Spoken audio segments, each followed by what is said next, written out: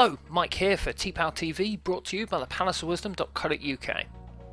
On September 30th, Microsoft unveiled the newest operating system, the successor to Windows 8.1, Windows 10. Now, some have questioned the name, asking what happened to Windows 9, with theories springing up all over the internet. One of these being to do with Microsoft's large Japanese market share, where 9 is considered an unlucky number. Whatever the case, Windows 10 it is. With the technical preview now available for download, I've had a hands-on look at the new flagship OS. It's not scheduled for release until 2015, but we've got to see a few of the new features. Now, with Windows 8 being something of a letdown for many users, thanks in part to Microsoft's quote-unquote mobile-first approach, Windows 10 will be a welcome change. The Start menu is back, and there have been several improvements made to how the Metro apps, first introduced in Windows 8, are displayed, as well as the multitasking enhancements for those using the OS on a touchscreen device, something Windows 8 did very badly. First impressions are, well, we've got something of a love child between Windows 7 and Windows 8, and yet it never feels like Microsoft is doing a 180 and turning their back on the bold move they made with Windows 8. It feels more like they've learnt from their mistakes, they've listened to their customer feedback, and they've moved forward with something new and improved. So what's new? That symbol of the Microsoft operating system for so long missed by many Windows 8 users, the Start menu has returned. This is of course no surprise. Thanks to customer feedback, Windows 8.1 brought back the Start button very quickly. This was the only next logical step to keep the masses happy. But this isn't just a return. This menu comes with upgrades. While the left-hand column looks very much like the traditional Windows 7 Start menu, complete with jump menus including Windows desktop apps and Windows Store apps, the right-hand column is something new. The right column houses customizable live tiles similar to what Windows 8 users have come to expect from the Start screen.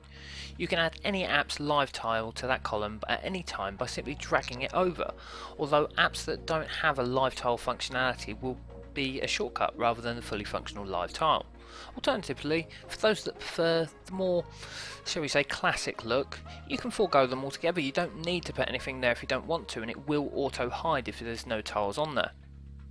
The tiles work in the same way as they do on Windows 8.1, resizable from small icons to wide to large live tiles, every customization that the current OS was good at. The response times, even on the early technical preview, are impressive, and the number of items you can add is unlimited.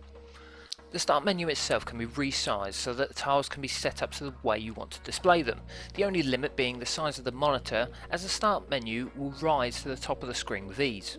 Additionally, you can quick pin any app, desktop or store, to the bottom taskbar for even more convenient access. The bottom of the menu also houses a handy Spotlight style search tool that will allow you to quickly search locally for apps and files on your local machine, as well as searching online via Microsoft's Bing search engine. Say for example you have the eBay Metro app installed. Searching for eBay will bring up the app as well as a link to the website itself. This isn't new functionality for Windows, as 8 currently allows you to do the same, but the extra convenience goes a long way to making it a much more straightforward and more enjoyable experience for the user. The same search tool can be found via an icon on the taskbar as well.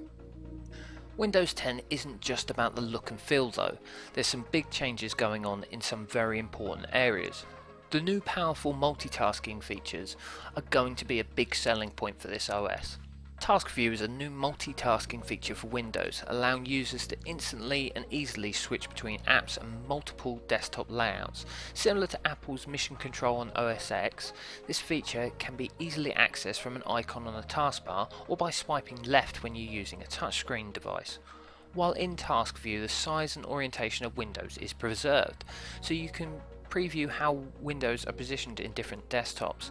You can also add new desktops or toggle between the apps easily via the good old-fashioned Alt and Tab command.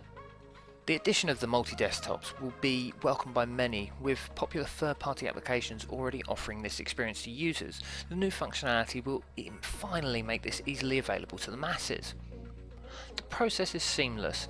It's simply a case of laying out a desktop how you'd like it, clicking Task View, adding a new desktop, add a new layout.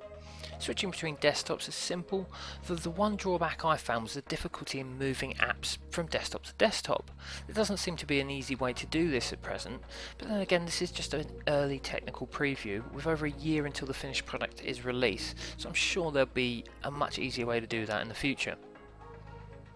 In addition to the multitasking elements introduced through Task View, Microsoft have solved one of the biggest complaints of Windows 8. Windows Store apps are now resizable and do not need to run either full screen or snap to one side of the screen. They are free in the same way as conventional desktop apps. All Store apps now have a shortcut menu at the top, which allows the user to access things like settings and the ability to share, basically everything that Windows 8 has if you swipe right. The snap functions are still in place and can be used, though there's a bit more freedom than there was in Windows 8.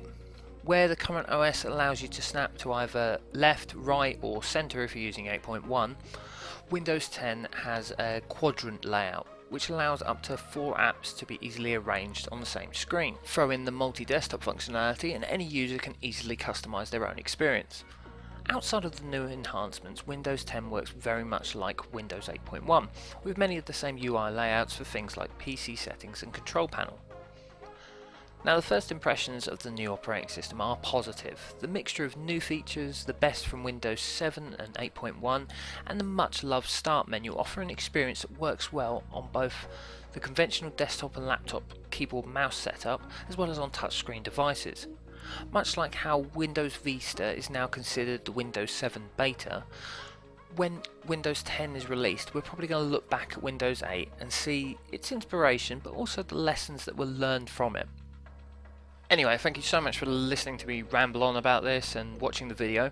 As soon as we've got more information, you'll be able to find out everything we know about Windows 10 as and when it's available on thepalaceofwisdom.co.uk. For now though, goodbye.